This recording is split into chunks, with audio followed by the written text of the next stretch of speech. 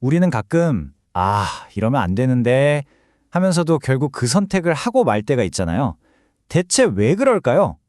오늘 바로 그 질문을 파고드는 한 설교를 한번 같이 뜯어보려고 합니다. 삼손의 이야기를 통해서 말이죠. 우리 눈에 보이는 것과 우리가 보지 못하는 더 큰 그림 사이의 그 아슬아슬한 줄다리기에 대한 이야기입니다. 결국 이 모든 건 이 하나의 질문으로 모아지는 것 같아요. 여러분 인생에서 정말 중요한 결정을 내릴 때 그 기준이 뭔가요? 무엇이 여러분을 이끄나요? 오늘 우리가 살펴볼 이 설교가 바로 이 질문에 대한 답을 찾아가는 여정이라고 할 수 있겠습니다. 자, 그래서 오늘 이런 순서로 한번 이야기를 풀어가 보려고 합니다.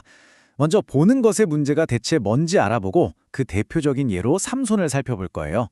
그리고 그 좁은 시야가 어떤 결과를 낳는지, 또 거기서 어떤 반전이 있는지, 마지막으로 이게 우리 삶과는 어떤 관련이 있는지까지 차근차근 짚어보겠습니다.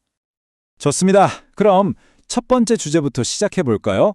모든 이야기에는 시작점이 있기 마련인데 이 설교에서는 모든 문제의 뿌리를 바로 보는 것, 즉 우리의 시선에서 찾고 있습니다.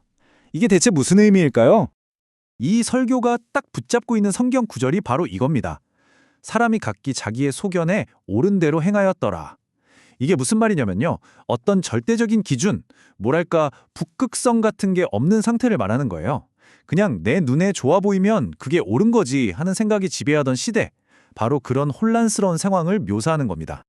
자, 그럼 자기 눈에 옳은 대로 산다는 게 구체적으로 어떤 건지 궁금하시죠?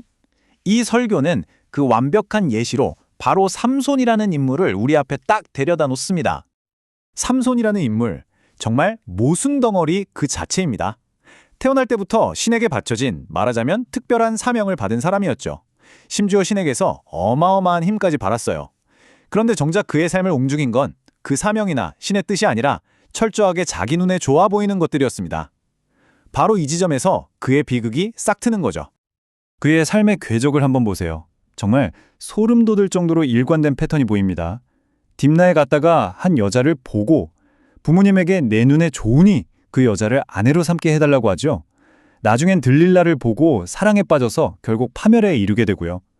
모든 인생의 중요한 결정의 시작점이 내가 봤다는 거예요. 사명이 아니라 오직 시선. 이것이 핵심입니다. 자, 이렇게 자기 눈에 좋은 것만 쫓아 살면 그 끝은 어떻게 될까요?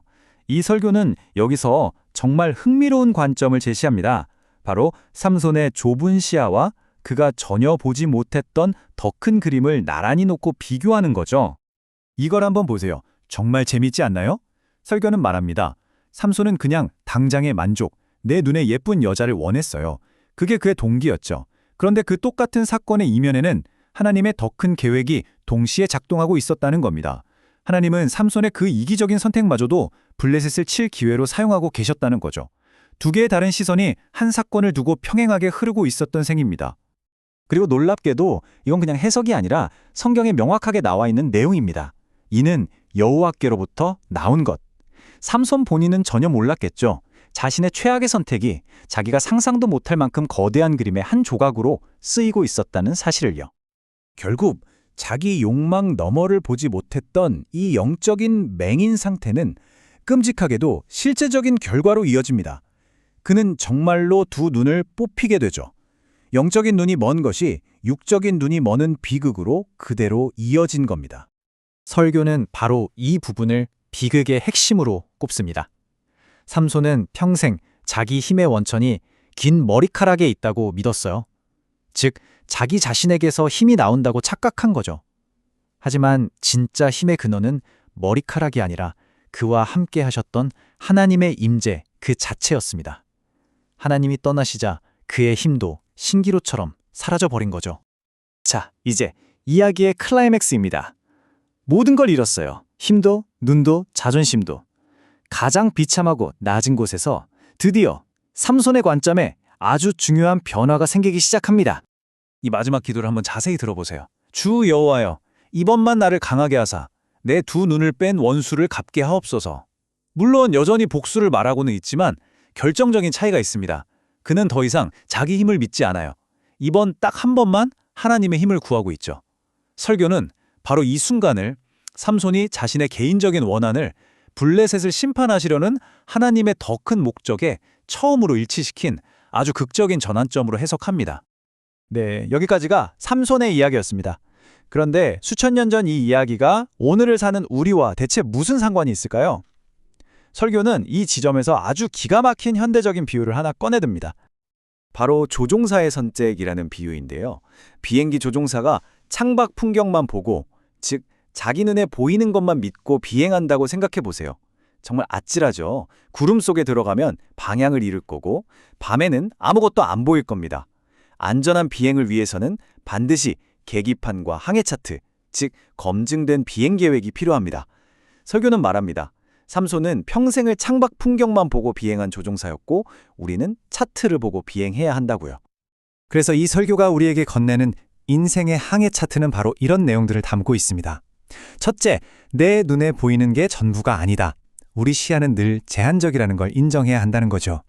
둘째, 진짜 방향은 내 눈 너머에 있는 더 큰 그림, 즉 차트에 있다. 셋째, 우리가 실수하고 넘어져도 그게 끝이 아니다. 그조차도 더 큰 목적의 일부가 될 수 있다는 희망. 그리고 마지막으로 가장 중요한 선택의 기준은 내 눈에 이게 좋은가가 아니라 하나님의 눈에 이게 좋은가가 되어야 한다는 겁니다. 자, 이렇게 오늘 설교 분석을 마무리하면서 이 질문을 여러분께 그대로 던져드리고 싶습니다. 여러분은 지금 눈앞의 파도만 보면서 항해하고 있나요? 아니면 여러분의 인생 차트를 펼쳐놓고 항해하고 있나요? 이 질문에 대한 여러분의 답이 어쩌면 여러분 인생의 최종 목적지를 결정하게 될지도 모르겠습니다.